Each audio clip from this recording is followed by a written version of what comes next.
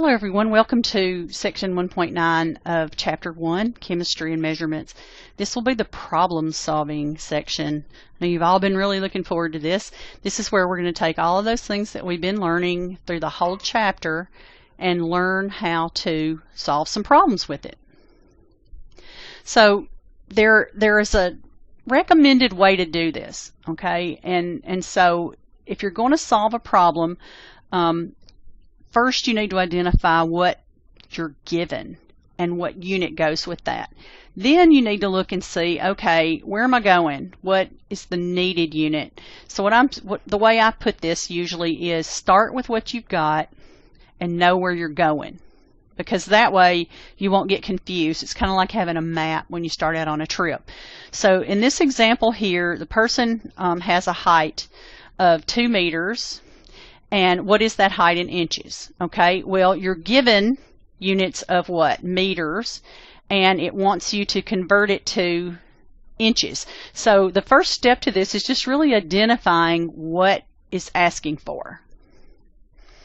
And so you're going to see these throughout these chapters. This is the guide to problem solving, and they just give you the steps in how to do that. So that first step is what we just did.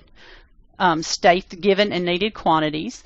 The next thing we do is, and like I said, it's like, okay, you know your starting point, and then you know where you're wanting to go. And so the next step is that you write a plan to get there.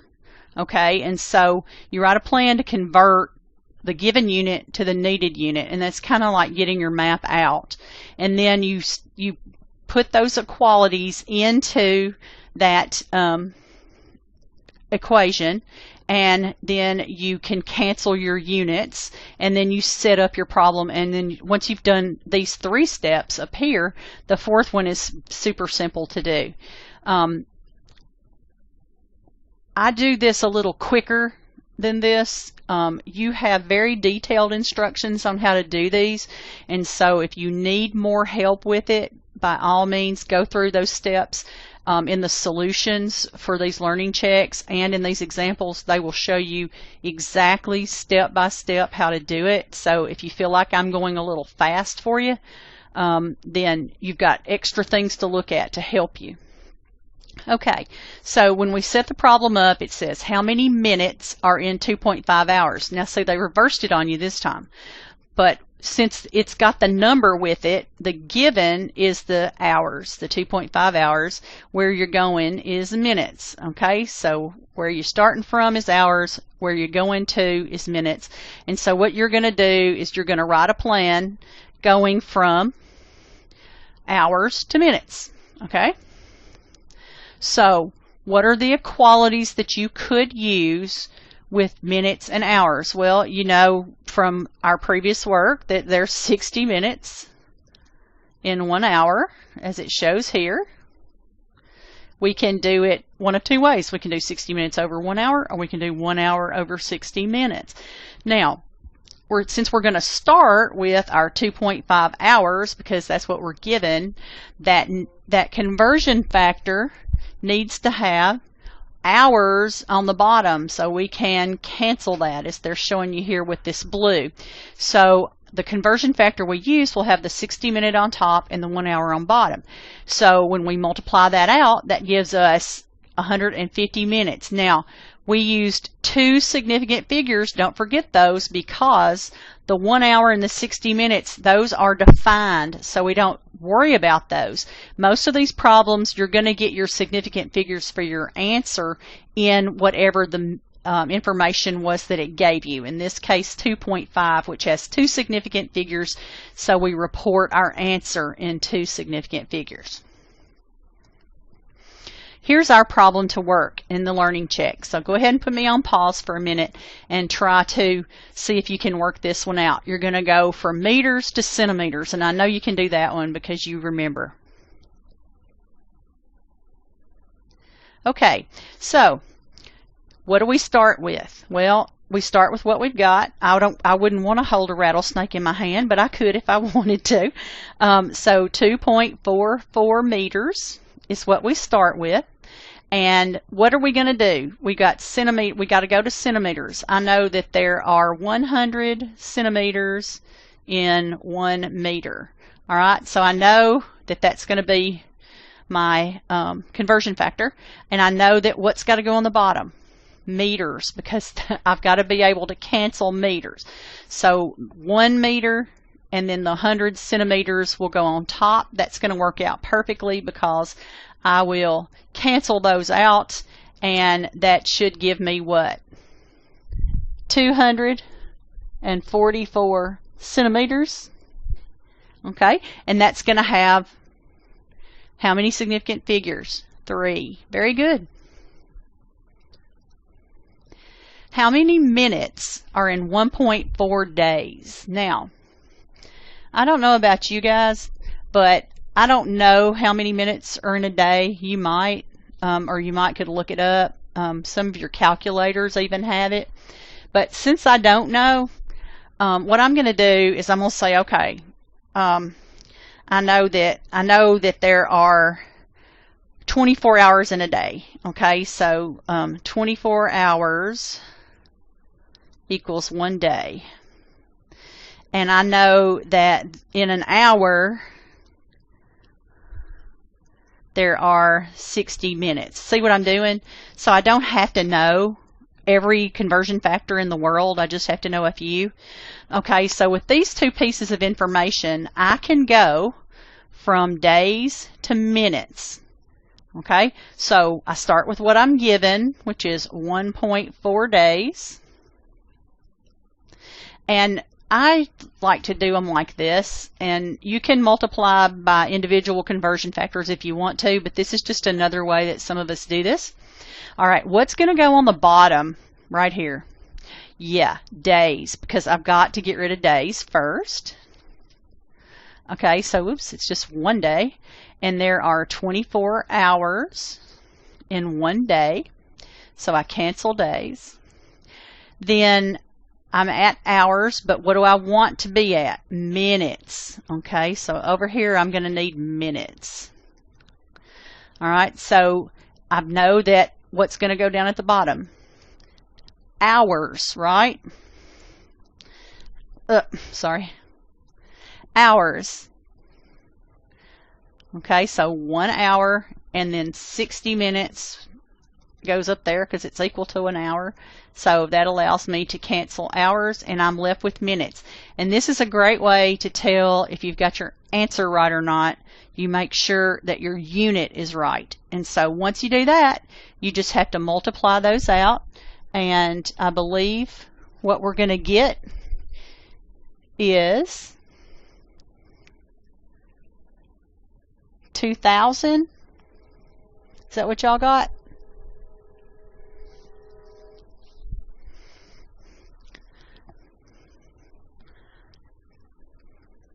Or 2.0 times 10 to the third minutes. Either way. Okay, if you want to put in scientific notation, that's perfectly fine. Okay, so there were 2 significant figures in that when you rounded. Okay? All right, good job. Now, whenever, like I said, whenever you're doing this, make sure that your units cancel. Like, look at the way they set this one up. When they did the days, they did right. They started with what they were given here, days. But instead of putting the day on the bottom to get rid of that, they put the day on the top, and then they canceled their hours right. But what they ended up with unit-wise is day times day, which is day squared divided by minutes. Well, that's absolutely not what they were looking for, right? So if you've done this, you know that you didn't have it set up right, because days would have to go on the bottom in order to cancel out days. So if your units don't cancel, you don't have the right answer. If they do cancel, you do have the right answer. Okay, if your pace on a treadmill is 65 meters per minute, how many minutes will it take you to walk a distance of 7.5 kilometers? Go ahead and try this and come on back when you get ready. Okay, the first question for this is, what do you start with? What are you going to start with? Well, you're going to start with your 7.5 kilometers, right? Because that's the real measurement that we have here. But we're going to have to use a couple of things. This is one of those cases where the problem actually tells you a conversion or something that's on top of the other. And so one of those that it's telling us here is about the rate that we're moving. So 65 meters per minute, or 1 minute over 65 meters. Okay, we're walking and it's telling us in kilometers, so I know I'm going to go from kilometers, and it wants me to then go to minutes. All right, and so I've got meters and minutes. I'm also going to have to convert what? Meters to kilometers. And so if you remember, there are 1,000 meters in 1 kilometer, or 1 kilometer in 1,000 meters. I'm sorry I'm so messy, by the way. These things are kind of hard to write with. Okay, so we'll go kilometers to meters, and then meters per minute, and then minute, right? Okay, so start with what you have, which is 7.5 kilometers. I want to get rid of kilometers. So what's going to get me out of kilometers? This one, right? So 1,000 meters in 1 kilometer. And that lets me cancel kilometers. I'm at meters. Okay, now I have this thing right here that's got meters and minutes in it. So I know meters is going to have to go on the bottom because I have to cancel this. So I'll have 65 meters over 1 minute. Right? Cancel meters. The unit I'm left with is minutes, and by golly, that's what I'm trying to get to. So then all I have to do is multiply everything on the top and divide by everything on the bottom, and I believe that should be 120 minutes. If you got a different answer, if it was a little bit different, why is it 120? 2 significant figures, 2 significant figures. Okay, so I could only have 2 significant figures in my answer, so that gives me those, and it's 100. It's not 12, it's 120, so I have to put a 0 there. Okay,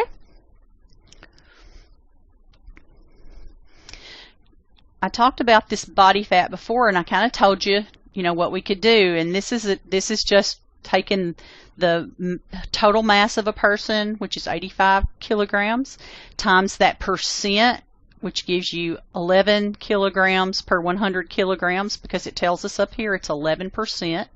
And so that tells us that we have 9.5 kilograms of fat in that person, in their whole body. So how many pounds of sugar are in 120 grams of candy if the candy is 25% by mass? Now don't let your eyes roll back in your head. All right, what are we going from? We're going from grams to what? Pounds. Okay, we're going from grams to pounds, and so we have a couple of things going on here. We have